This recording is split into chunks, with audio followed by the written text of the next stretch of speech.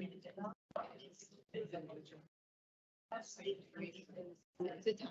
can. Yes, 15. Hello.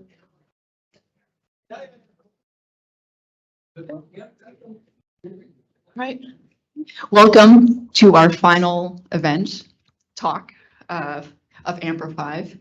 My name is Elaine Chun. I'm an associate professor here at the University of South Carolina in English and linguistics. And it is my distinct pleasure to be able to introduce to you our special closing keynote speaker, Professor Maite Taboada from Fraser University. Many of you are already aware of Professor Taboada's exceptional scholarly contributions to the discipline of linguistics at the intersection of discourse analysis and computational linguistics. What some of you may not know is that she was not only honored with the title of Distinguished SFU Professor earlier this year, but she was also given Canada's highest academic honor, named as a Fellow of the Royal Society of Canada.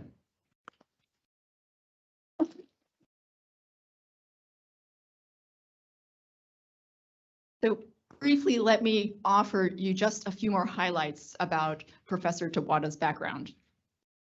Professor Taboada has a PhD in English linguistics and an MA in English philology from Universidad Complutense de Madrid, and she has an MS in computational linguistics from Carnegie Mellon University. As a linguist through and through, her research has investigated a few key strands. One strand looks at how coherence and cohesion are achieved in discourse. For example, how we understand different propositions of a genre or register as connected parts, and how different grammatical and lexical entities are related. In other words, what makes discourse hang together? Another strand of our research examines how we can use computational tools to detect expressive meaning in discourse, or what is called sentiment analysis. How do we express positive or negative emotion? And how do we express appreciation, for example?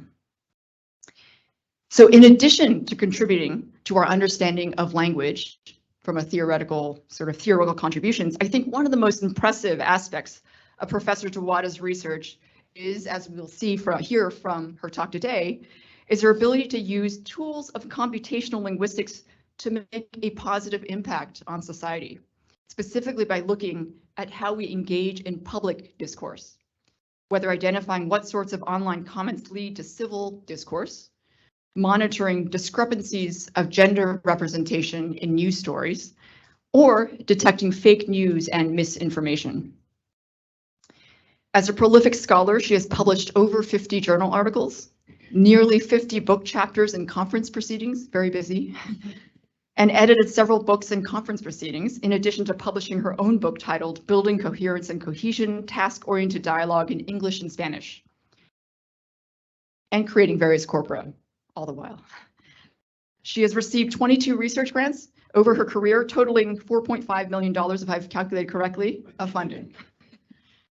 Finally, let me note that Professor Taboada is also the kind of linguist who contributes generously to the discipline and broader community. Having served on the editorial boards of 11 journals and supervised 16 postdocs and PhD and MA students, she has also ensured that her research has an impact beyond our small academic circles, regularly writing op-eds and commentaries, and talking to the press to disseminate her important research findings. So it's an honor to have her share her research today, her talk called Metaphors We Hate By. Please join me now in welcoming distinguished SFU Professor Maite Taboada.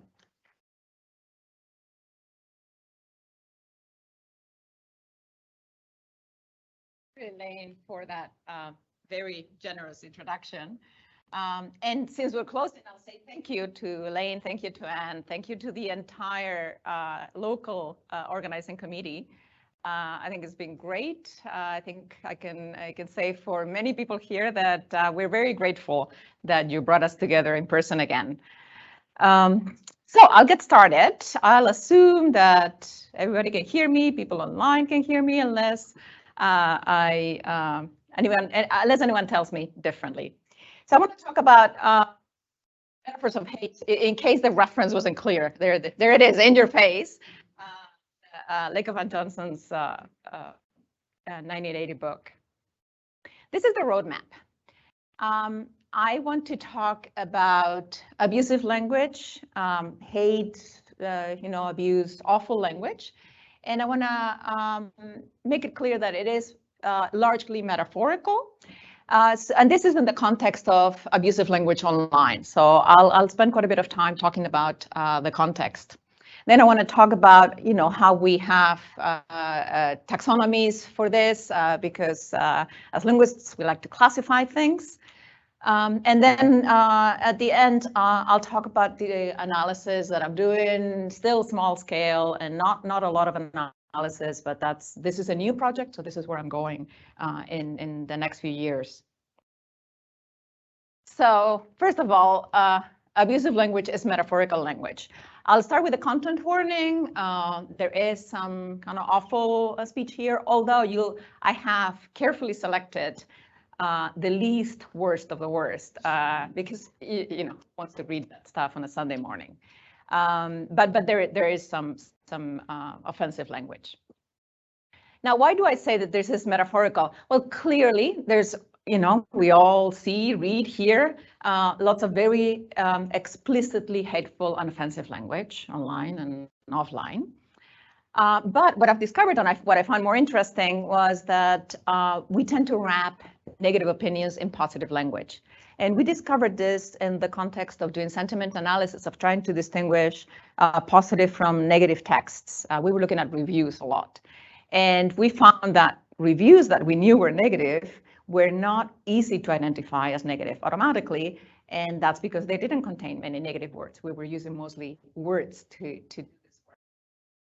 So that's the wrapping part. And then I thought, well, what we're doing with language and with metaphor is provide evaluation. That's the pragmatic role that metaphor has. So that's what I thought. Well, that's what we're doing. We are using metaphors to do that kind of wrapping. And these metaphors work at a very basic level, sometimes conventionalized, and we recognize them easily, and sometimes they're more sophisticated. So here's a couple of examples. The first one, not the sharpest knife in the drawer. So there's no negative words there, but we all identify that as a not positive evaluation. Maybe it's not hateful, but not positive evaluation of somebody if I say they're not the sharpest knife in the drawer. The other one is an example from our corpus. I'll talk about this corpus a little bit. We collected a corpus of news stories, or mostly editorials, opinion pieces, and all the comments posted in response to those. So this was a story from the Canadian newspaper, the Globe and Mail, an opinion story, 2014, so it's a while. We still don't have a national daycare plan, by the way. So the NDP, the National Democratic, New Democratic Party, proposed this, and a response to this article was, "Wow, great idea." There's the sarcasm. All we need to do now is start planting those money trees, and everything will be okay. So there's an appeal to this figure of speech. Money doesn't grow on trees. So conventional.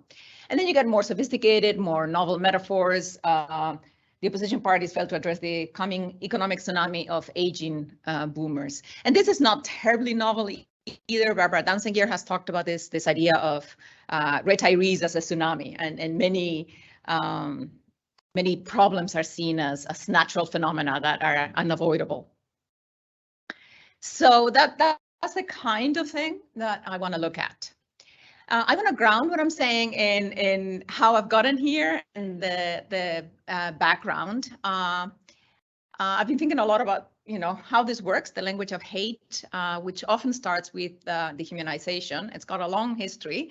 It's almost a cliche to say that when you look at hate, you have to start with Nazi Germany, but it is not a cliche. So I've taken a lot of inspiration from the work of Hannah Arendt and her conceptualization of evil as banal, as when you get this banality circulating.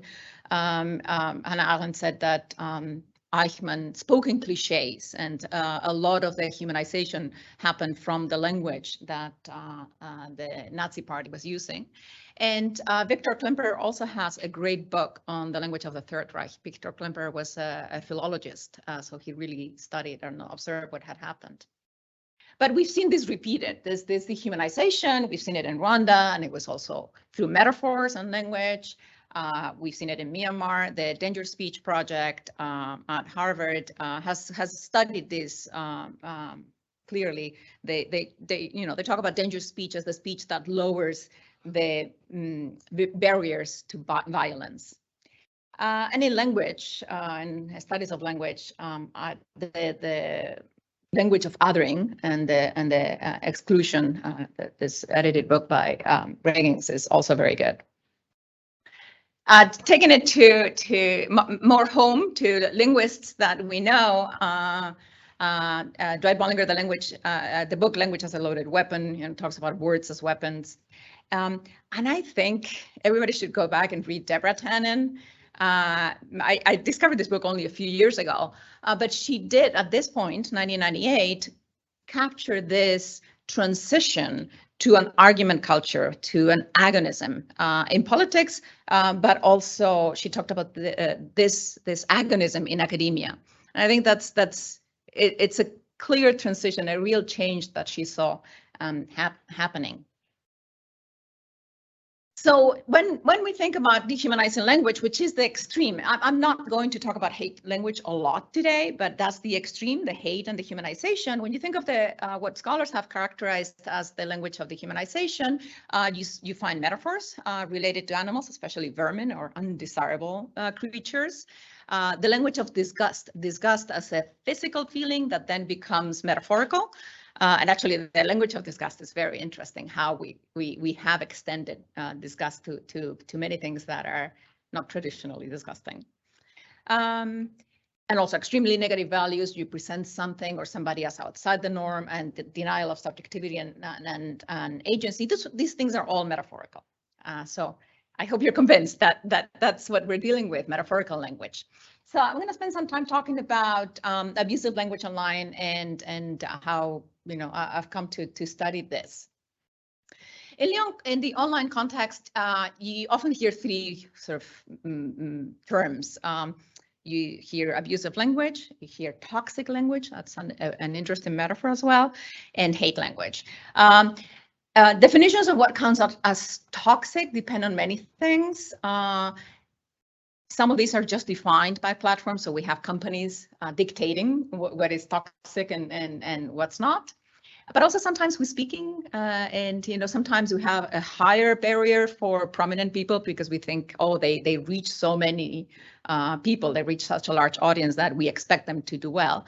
But sometimes we have a lower barrier because we think, well, we should let politicians on Twitter because they need to speak to the public, and we let them go too far. So there's that what is called lawful but awful speech. So you cannot get rid of it because it's still lawful. It's not technically hate speech, but it is awful. So definitions, maybe let's do this. The kinds of things that I'm talking about from what I think is least to worst. Offensive language. So when we say offensive language, it's often conveys something that is addressee driven. So what is offensive to you may not be the same to me. So the different sensibilities in terms of swear words. Then you get abusive language. It's still addressee driven, but it tends to be more defined by the group. A group characterizes something as abusive, but the intention there is already to cause harm. Whereas with offensive language, there's not always an intention to cause harm. Sometimes it's simply expressive. Now, toxic language is an interesting one. It is group defined as well.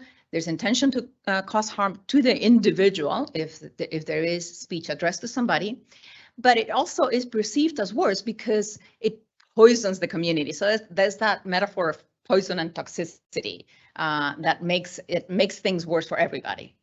And I think that's the one we have to address. And then the extreme version is, of course, hate speech, which has I was going to say clear, not clear, but it has definitions in different legal codes, but those definitions vary. And we're often ruled by the definitions in the United States because many platforms are based here. But they're not always enforceable everywhere. And of course, hate speech is also different because it has the potential to cause harm to the individual and to the group, but to the individual as a representative of a group, and often an equity seeking group, an underrepresented group or marginalized. So that's why it's also different.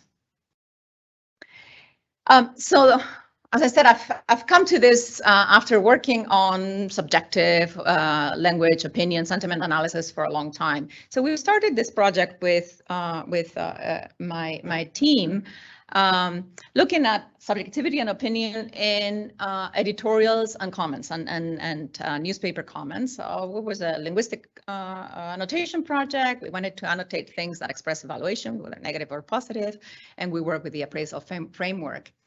And a part of this project was also a computational aspect to organize topics, right? So how you present the comments. So what we wanted to do is highlight the more constructive comments, the ones that contribute to the conversation. But also, and this is in the general area of doing content moderation. And this is a large team effort. These are some of the people in the team. So on the left, the team that put together the comments corpus. Then we have another team of people who have been working on disinformation and fake news, but also on gender representation in the media. And this work really is work done with Cliff Goddard at Griffith University in Australia and Radoslava Trnavac at the University of Belgrade in Serbia. And this is how we've been thinking about negative language. This has been an interesting project because it went from nobody cared about this when I applied for this study of online comments in 2014, and then it was granted in 2015. You know, the things we were reading were, oh, comments are dead. This is from 2015, this headline. Then The Guardian did a really interesting study on all the comments that had been posted on their website, 70 million, and classified them by abusive or not. And then they did a top 10 most abused writers. So the reporters that had received the most abuse. And they found that of the top 10, 8 were women and 2 were Black men.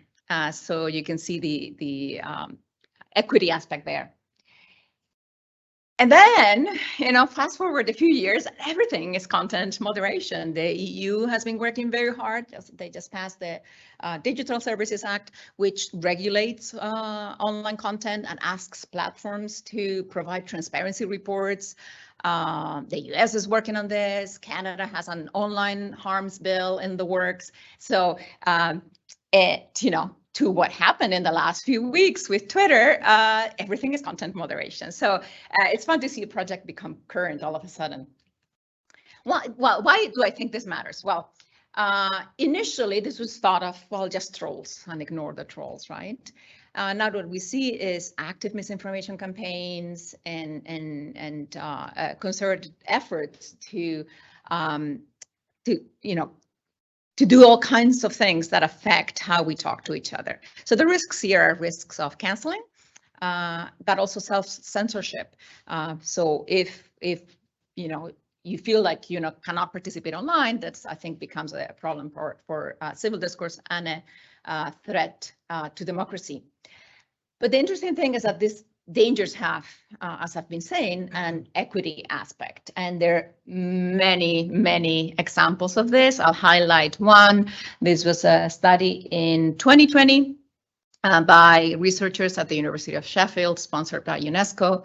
And they studied online violence against women journalists.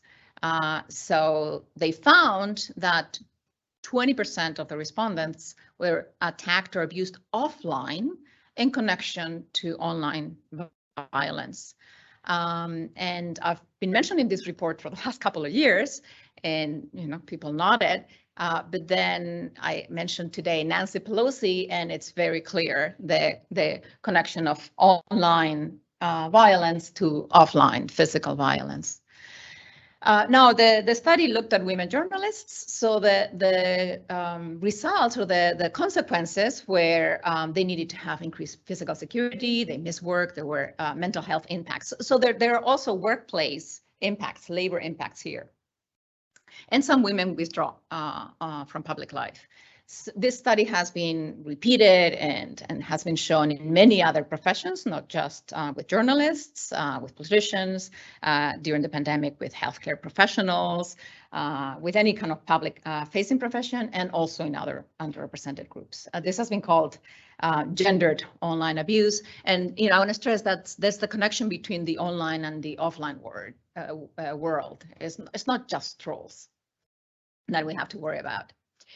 So all this thinking I've summarized in an opinion piece that appeared in Policy Options, describing what I call the banality of online toxicity. I think toxicity online has become banal, and that's where the danger lies that we've shifted our tolerance. And what I argue is that we need to hold platforms accountable, we need to hold governments accountable, and we need to ask them to do this work. But it cannot be, everything cannot be top down, that we also need to think about the bottom up approach, where we think about how we want to talk online and offline, and we think about how we want to communicate and engage in discourse. And one of the reasons that I think we cannot just leave everything up to platforms is because they will take an AI approach to it, just use automatic content moderation. And I know that fails, because, and you probably all know, because we're linguists, and we know that it's really hard to capture this kind of hateful metaphorical language. And also the other problem is that we cannot ask humans to do this work. It is too terrible for humans to do content moderation as well. Okay, so that was part one of context. Let me go to part two, where I really show how it's all metaphors that we're talking about. So we want to understand metaphors used online, but I want to start with metaphors used about the online world in three categories, because I think these define how we think about the problems. So metaphors for the internet, metaphors for content moderation, and metaphors for toxicity and what is toxic and abuse language. So the internet has many metaphors. One of my favorite ones is US Senator Ted Stevens said, the internet is just a series of tubes, and this has been mocked a lot. It was maybe not so bad. He was probably thinking about the mid 20th century American office, where they had these pneumatic tubes, and you roll that paper and you send it. I'm told that some hospitals even still communicate this way. They send paperwork through pipes in the building. This is interesting because the cartoon mocks this idea, because then you think the channel is limited. Well, you can only send one paper at a time, right? And you have to wait until one comes, otherwise the thing gets clogged. But this is actually not the way the internet works. It's not really unlimited, but not as limited as this may convey. I also want to highlight work by Andrew Goldley, who discusses metaphors as being really embedded in capitalism and technology. So when we talk about attention and the attention economy, this is a market terminology. We talk about not citizens, but users, which, by the way, user also evokes drugs, right? And that evokes the language of addiction. And then, of course, users as products, right? Because now we're all products. All we're doing is producing data. So these are all sort of different ways of thinking about how the internet works, and metaphors work for the internet. And And you cannot get away from this concept of capitalism on the internet anymore. But I'm old enough that I remember when the internet was not a product, when there were no ads. And I can tell you it was different. It was not necessarily, all unicorns and rainbows, but the incentives were very different. And it just completely changed once ads came in and once monetization came in. So just a summary of some metaphors for the internet. So we have the social metaphors. It's the town squares, the global village, it's a giant coffee house. I mean, the word or the term World Wide Web. And this is relevant because if it is the town square needs to be open to everybody, right? So then you need to say everybody is welcome, and maybe the people in the town square can sort of enforce norms of behavior, but it needs to be a public space. If you think of more functional metaphors like information superhighway, then that's slightly different, because in a highway you have, maybe you have to have controls and speed signs and lanes, right? And the concept of net neutrality is interesting there as well, in the sense of it appeals to a functional view of the internet. And there's a couple of things there: marketplace of ideas, consumer area.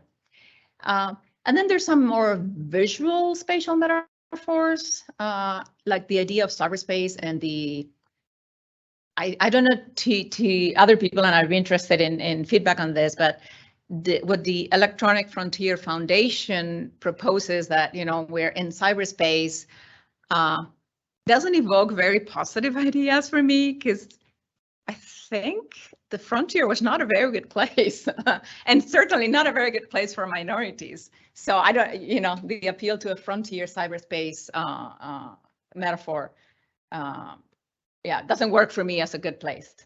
Then we have surfing, right, which sounds more fun and lighthearted. And then the cloud metaphor is also very interesting. Kate Crawford has a great book, Atlas of AI, where she goes through and thinks about all the material things that are needed to create this ethereal cloud, right? Because the cloud is just basically huge racks of servers that need a lot of electricity and for running and for cooling. So it's not as ethereal as it sounds. So all of these metaphors color how we talk about internet. Let me go on to metaphors of content moderation. So on the concept of moderation really starts with Section 230 of the Communications Decency Act, which has been called the 26 words that created the internet. Which basically exempts platforms that host content from responsibility, because it doesn't treat them as publishers, which, publishers have editorial responsibility and so on. They're just simply distributors. And this has been, platforms often appeal to this. They say, oh, it's not our fault. But there were exceptions from the very beginning to this. Platforms were responsible for certain things, like copyright violations. So when copyright is a problem, because it is an economic problem, then they were willing to act. And also some other issues like sex trafficking and child pornography. And hate speech and misinformation were only added later as problems, or were only discussed later as problems. So the question here is, what is the goal of content moderation, right? To filter, delete abusive content, or to promote good content. And as I said, this really has to do with the incentives, which are often to keep people interested and to watch ads. So let's talk about some metaphors, for the same principle of metaphors for content moderation. You have metaphors of safety, abuse, safe spaces, abuse, toxic. You have the driving metaphors that have to do with the idea that it's a highway, it's like a road, right? So then you need maybe guardrails and airbags and speed limit. Actually, I've heard Frances Haugen, the Facebook whistleblower, say that Facebook and Instagram may be less harmful, less addictive if they were just a little slower, if the way in which things are refreshed were slower. And then there's a lot of interesting metaphors about health and well-being. So then we have custodians, we have cleaners. There's an excellent film called The Cleaners, which goes and interviews content moderators who do this work for Facebook in the Philippines, for instance, and how awful that work is for them. I've also heard the metaphor of nutrition labels, that everything we consume, food and drinks, has nutrition labels. You know, we consume internet content, maybe should have nutrition labels as well. And from a linguistic point of view, I want to talk about how these metaphors have different functions. So this is the idea of Halliday ultimately first, that, you know, what we do with linguistic analysis is we take text or language, and, you know, the linguistic prism it gives you the meta functions. So the metaphors that I've mentioned are mostly ideational. So that means they have the potential to become ideological, to create reality. So if you have a dangerous space, then you need guardrails. If you have criminal behavior there, then what you need is police. If you have curation, then there's a danger that you're doing gatekeeping. So that this sort of really determine how we think about these things. And then finally, I'm going to end this tour through metaphors with toxicity. I want to point out that the concepts of abusive language and toxic language have roots in the physical world. They're physical reactions, you know, violations of the body. Whereas hate, which is actually codified as the most extreme version, is not a physical, doesn't have a physical origin, but more an origin on a feeling. And then I mentioned this, that toxic is interesting because it evokes poison that, you know, can poison other people as well. If you think of toxicity as a disease, then you think of pathological information systems. If you think of the online space as an environment, then you can have polluted content. The interesting thing with metaphors about toxicity is that they seem to be mostly interpersonal. They're about negotiating relationships in relation to the community. And these social relations are construed through metaphors. And just very recently in September, I read this article in The Atlantic that talked about how people sort of cut off people in their lives, and this because they're toxic. So this idea of, you know, get rid of your toxic friend, right? So they have, they're about interpersonal relations, but also they construct a worldview.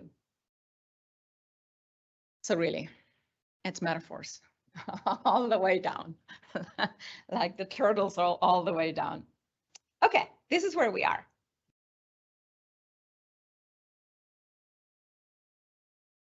So I want to talk about now moving on to the more linguistic realm. So lots of metaphors about around the internet and around content moderation, but how much metaphor in the internet and how much metaphor in abusive language. First, you know, I want to start with resources for negative evaluation. And this is work with my colleagues Cliff Goddard and Rada Trnavak, where we looked at, in general, resources for negative evaluation, and they started thinking, you know, people, when they're negative, they don't use negative words. What do they use instead? And we sort of borrowed this classification from systemic functional linguistics of two levels of language, the discourse semantics level and the lexicogrammatical level. So the discourse semantics, you can think of it as the rhetorical level, and we are appealing to also ideas of classical rhetoric or figures of speech. And then, you know, you have things in the words. So we look at the two levels. This is the kinds of things that, maybe I'll do it here. This is the kinds of things that we examined as resources for conveying negative evaluation, direct and indirect speech, rhetorical questions, and then a bunch of rhetorical figures. This is not an exhaustive list, but of course, metaphor among them. And then in the lexicogrammar, you have morphology, which, for instance, in English is not very productive, but one of my favorite examples in this, for this is The Fall of the Faculty, a great book about the managerial turn in universities.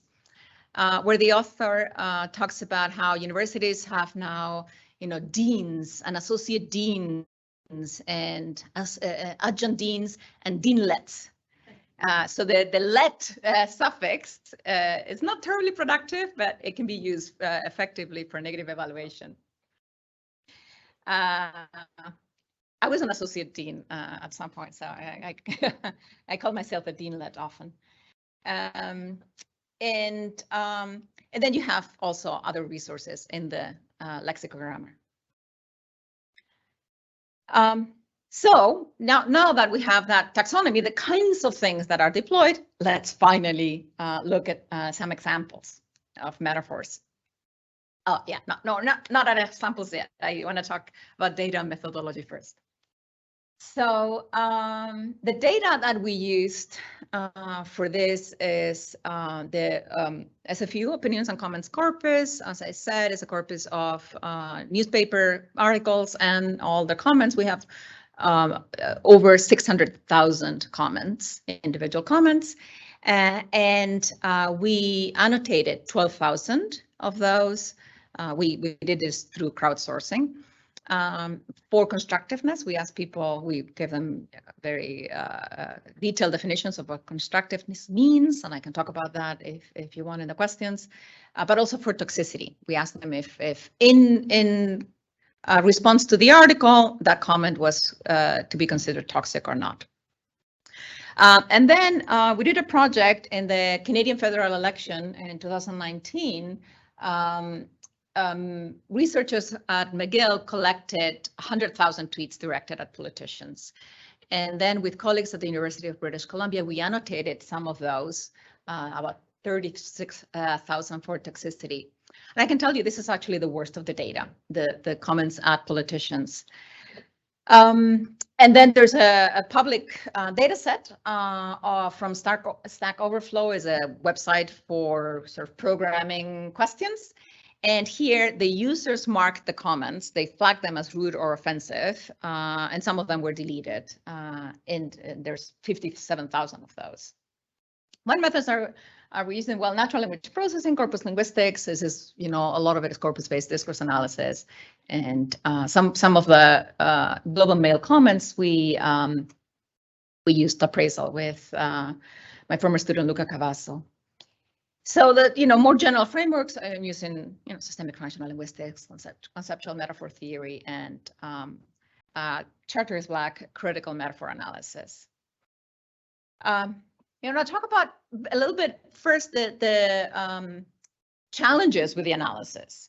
So the metaphor identification procedure usually means you read an entire text and you get a sense of the narrative and you get a sense of which metaphors are being deployed. And they're often different aspects of the same metaphor being used. Here, what we have is bits of threads. For the comments corpus, I have the article and the entire threads. But for the politician tweets, I just have the one tweet, and they were all collected in isolation. Sometimes you can go and reconstitute them and sort of see the thread, but many times those things have disappeared. So you have a lot of decontextualized information, which makes it harder to look for metaphors. So it really is reading one comment at a time. There's no way to automate this, but also partly reproduces the experience online, right? There's the concept of context collapse, Marwick and Boyd, where they have different audiences coming into the same space and sometimes reading things out of context. But there's a lot of intertextuality as well, a lot of relation with other comments. And the other thing I thought, well, let me just look for keywords, right? Like using the corpus linguistics keyword method. But keywords just sort of extract, so the more blunt, the more obvious cases. And I'm going to give you the keywords. These are from the tweets. So keywords in the tweets directed at Canadian politicians, as opposed to, as compared to, this is done with ANCONC, the two corpora that come center with ANCONC, BNC, and Corpus of American English. So you see, they give you names of politicians. Trudeau is the leader of the Liberal Party. Scheer is the former leader of the Conservative Party, and you get Canadians, Ontario, Alberta. You get a lot of So local content, and then all the awful stuff that I will not even mention. I will point out your is an interesting one, and I will mention it later. But these are the top keywords for this corpus. Nothing metaphorical here, really. That's the main point. So then it's just reading and finding rhetorical devices. And what I'm going to do in the rest of the talk is just give you examples. So brace yourselves. As I said, they're not terrible, but they're not all pleasant. So direct and indirect speech as a rhetorical device, often used. So somebody said, what is wrong with this site? And then somebody else replied, what is wrong with this site?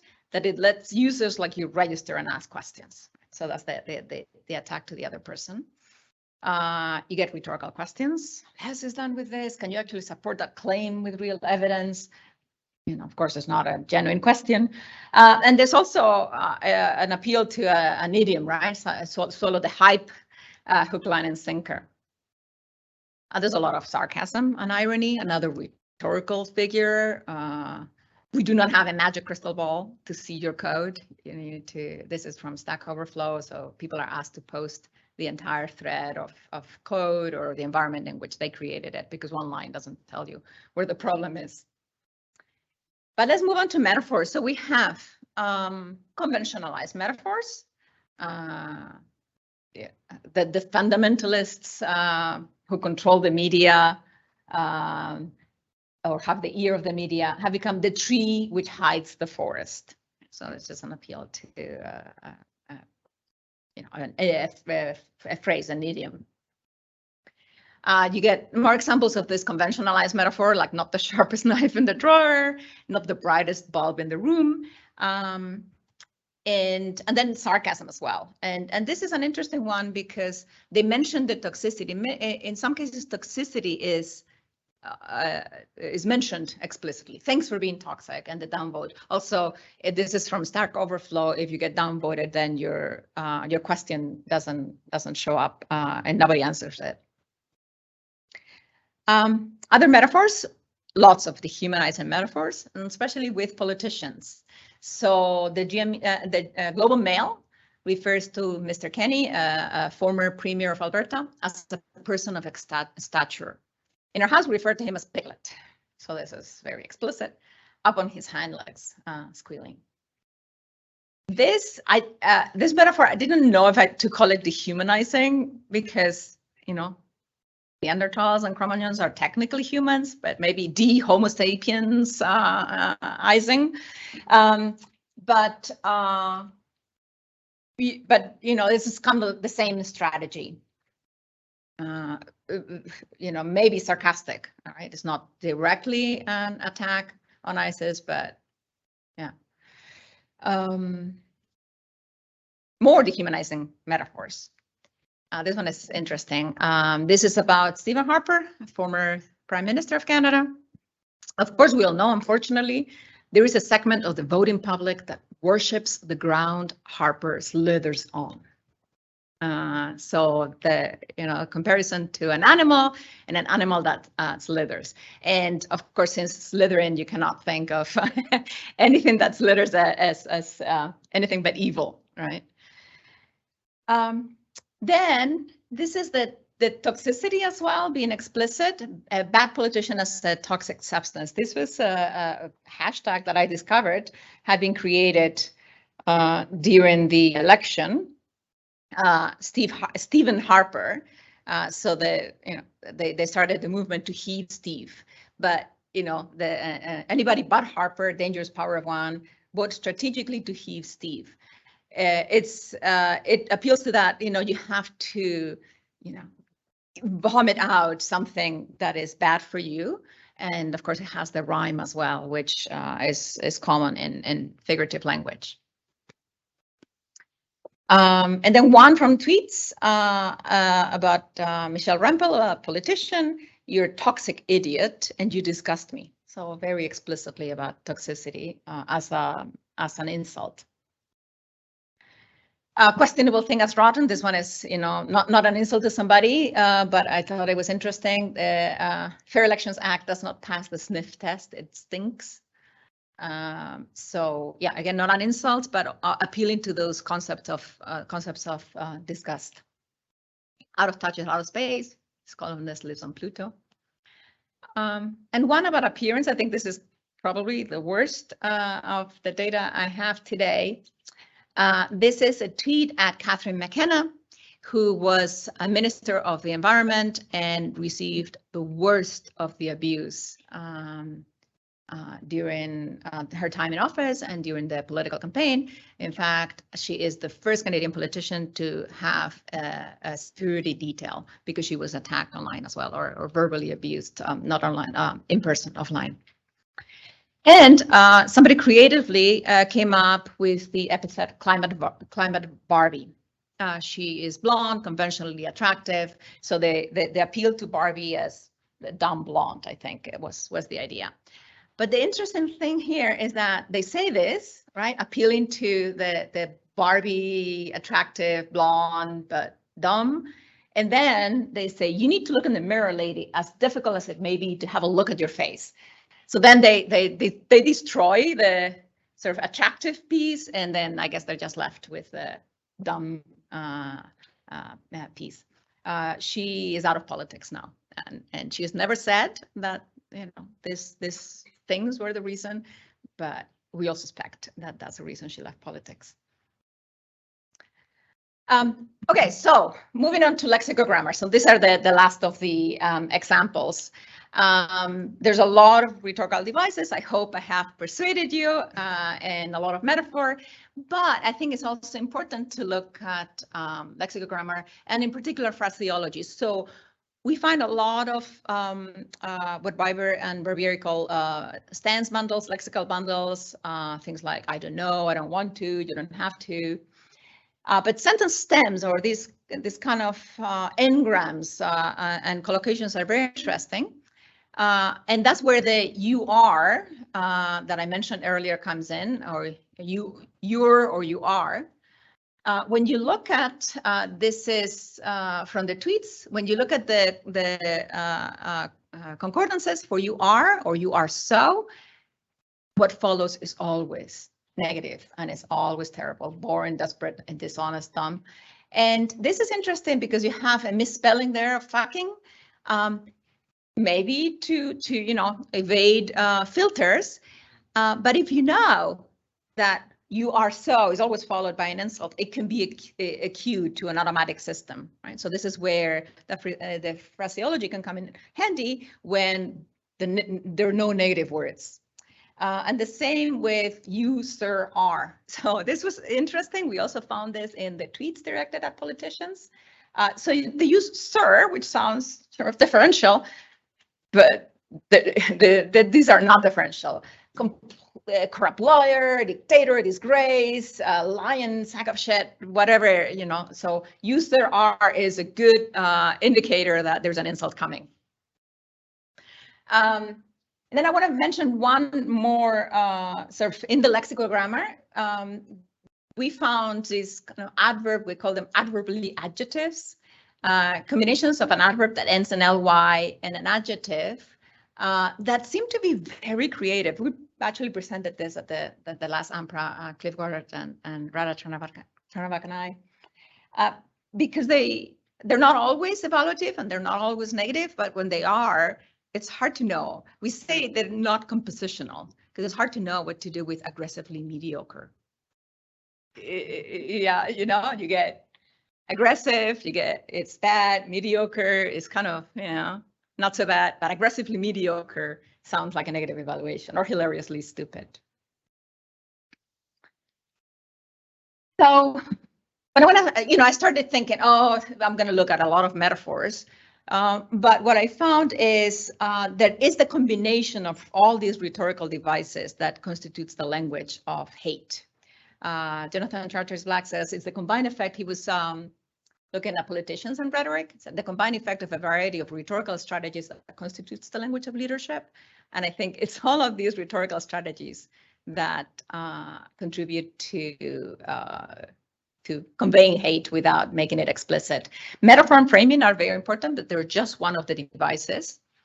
And metaphor, of course, is very significant because it's a bearer of effective meaning. It's a pragmatic way of conveying evaluation, but it's often used in conjunction with other things that we also need to think about. So my view is that when you look at evaluation, you need to look at the entire language system from morphology all the way to figures of speech. Okay, before I conclude, I'm going to give you a little palate cleanser. There are many positive, uplifting ways of looking at language. What I've done, you can call it negative discourse analysis. Jim Martin and others have advocated for doing positive discourse analysis to make the world a better place, to focus on progressive rather than oppressive discourse. And although I'm not doing that, I think it's also needed. Ruth Breeze has a great paper on critical discourse analysis. I think it's called Critical Discourse Analysis and its Critics. And then she says, yes, a lot of it is very, terrible. And we talk about all the terrible ways in which we use language. But, we can also study positive discourse of positive change. And more recently, draw attention to the Reframe COVID initiative. Some of you may know it. This is work by Ines Olza, Veronica Kohler, Elena Semino, who was our first speaker, Iraide Barreche. So there are a few authors who have done this sort of collaborative work to look at metaphors for COVID that are not war related, to reframe the effort. And it's positive in that it has a good goal, but it's also, I find it a very positive initiative because it's open source, it's collaborative, there's a Google Doc you can contribute to. So that's my, keep the end positive slide. So let me summarize. I think metaphors are pervasive in our language about the internet, about content moderation and abuse and toxicity, and the metaphors we use really shape the way we think and act about the problems. And I think that figures of speech play a very powerful role in conveying abuse and hate. Detecting them automatically is an open challenge. I'm at the initial stages of this project, which is a project to look for metaphors of hate, but eventually to find ways to detect metaphor automatically. So still an open challenge. So thank you.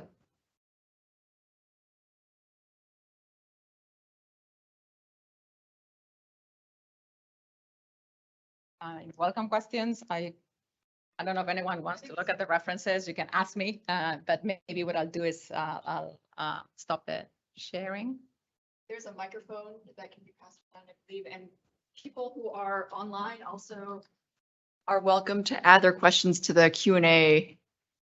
Type their questions in and we can read them. There's stuff there, I think. Okay. You ready? Oh. None of your questions yet. So,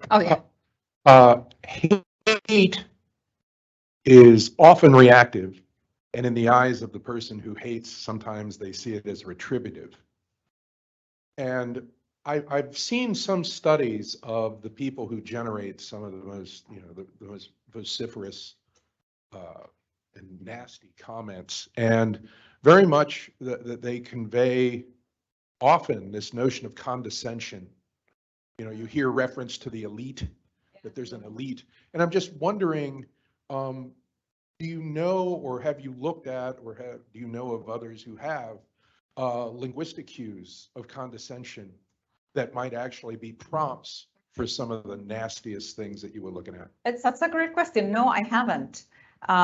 So there is a good paper on the language of dehumanization and specific cues, but not condescension. Maybe somebody knows.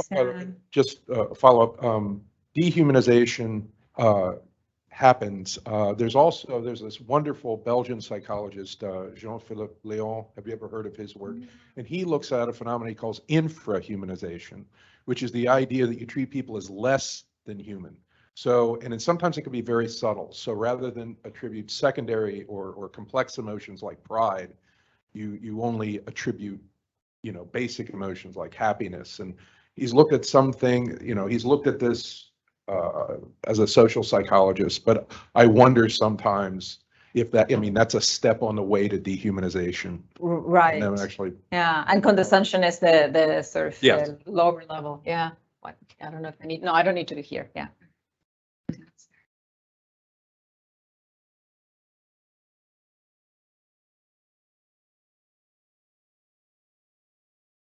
Hi, wonderful talk. Very broad, very enjoyable. One of your examples, the one with people worshiping the ground that Harper slithers on, besides being metaphorical, it's also a creative modification of the idiom. So it builds off of the fact that there's an idiomatic expression. The person has creatively modified it to produce a particular effect. I don't know if that's something that you noticed a lot in your data, and whether because there's a bit more going on than just a metaphor, because you're also building on the conventional idiom. Yeah, you're right. I had missed that in that example, and the worshiping appeals also to religious language. Yeah, that's true. Yeah, that's even more creative.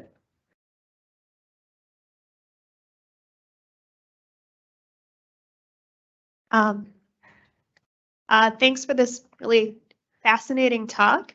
So one of the things this made me think of in particular is I spend a lot of time on Tumblr, and Tumblr has a fascinating approach to, I guess, offensive, or it's difficult to categorize it because it's very metaphorical, I suppose. Like you might get insults like "you soggy piece of bread" or "you absolute candlestick" and things like that. And there's often this tendency to these very elaborate things that are not necessarily concrete or actionable. Like if you don't like someone, you might say, "I'll gnaw through all of the, supporting beams in your house," is the sort of thing that people say. So there's this humorous element and also this very abstract, literary component. And I was wondering if you had thoughts about those kinds of statements. Yeah, no, I don't know if I have many intelligent thoughts right now, but what it sounds to me is that a lot of this language is constructed by the community, and the community decides how insulting that is. A soggy piece of bread is just, it's like the jab on the ribs, just like friendly and you did something maybe transgressive, but it's not terrible, or is it really a terrible insult? And I don't know. Yeah, that's part of the problem is with this notion of context collapse, is that what is acceptable and okay in a community is not acceptable in other communities. And often there are places like Twitter where every community is involved, right? And anyone can see tweets. And that's the kind of spaces where I think we need to rethink how we talk. Because you all know groups of friends that insult each other all the time, and you hear it and you think, oh my God, that's terrible. But that's just friendly for them. But nobody hears them. It's when the whole world can hear and see that you need to rethink. Yeah, and that's sorry. I'm perfectly fine with communities, who have sort of mutual consent for that to speak whichever way they want. But I don't know how open those communities are, like how much other people can see it.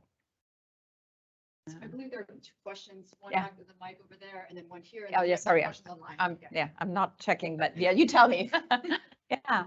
Thank you for that wonderful talk. I just had a really quick comment because that I feel like can't go unsaid because we're here in the United States.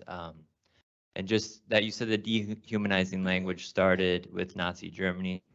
And just wanted to point out that here in the United States, we have a much longer history of that type of language against non-white people. So like U.S. Constitution, first article is the 3/5 compromise. And and then the Chinese Exclusion Act. So it's kind of stuff that we collectively forget as a society because we don't want to confront. Yeah, So. good point. And there was a lot of back and forth between Nazi Germany and the U.S. In crafting some of the ideas. So they're much older. You're right.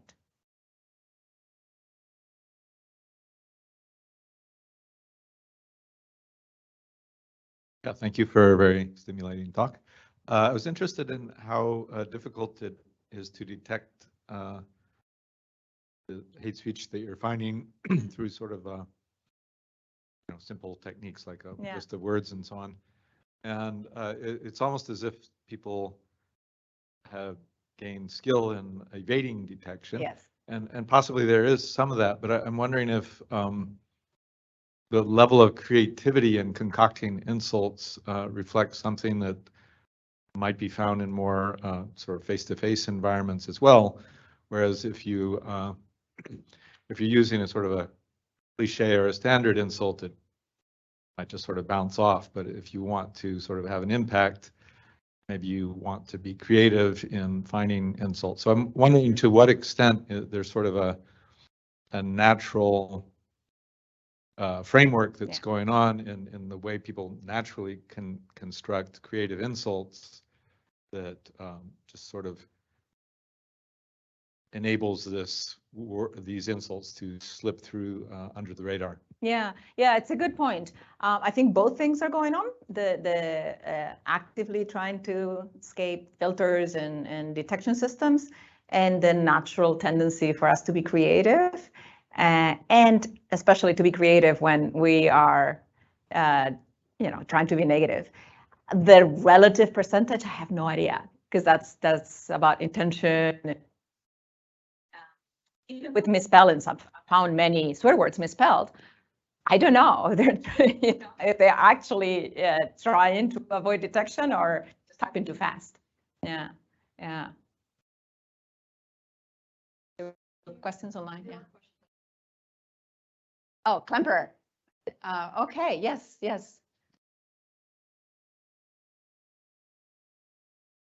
Oh, okay. So there's a question about different classes of insults, whether they're intelligence or about sexual and moral features.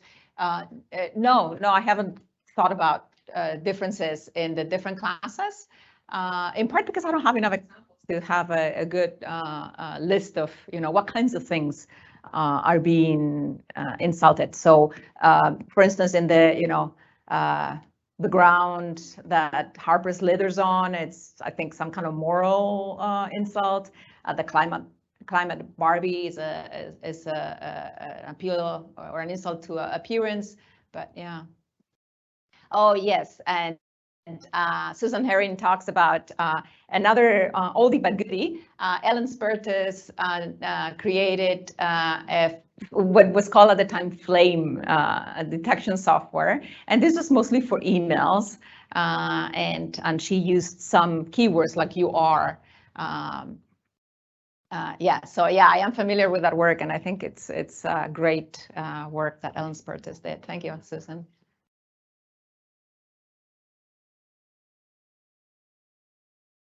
There is, I don't know, I've lost track of who was first. I think Brett was next. So quick question, picking up on that last point. So you looked at like you are so, you sir are. I was wondering about your, y-o-u-r, the possessive form, Right. mistakenly used or sort of ungrammatically used in that position. I was curious whether that's, it wouldn't shock me if that was an indicator that an insult is coming, but possibly a less creative insult. And, but I was wondering if you looked at that use of yours. Right. This is all concordances, right? And then I found that you are or you apostrophe re happen, and then I extracted that whole concordance. But you're right, I should go back home and check for the misspelling and whether it's followed by a noun or not. Whether it's meant to be possessive, and in some cases it may be an insult, and whether it's obscuring or a typo or and lack of clarity about the grammatical status or the spelling. Yes. Thank you.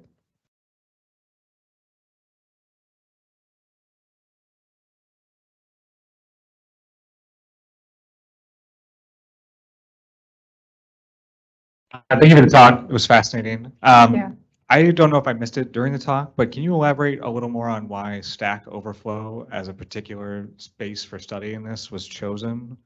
Because they have the data. It's one of those that, you know, is it the person that looks for the keys under the lamp because that's where the light is?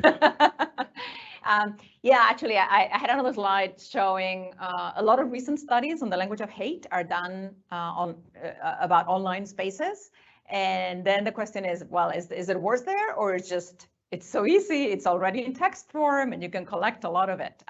So Stack Overflow was because users, and also it has an interesting feature that users themselves who label it, not you know, sort of external people like our comments, the news comments were labeled by crowd workers, right? So then there's one step removed from the community.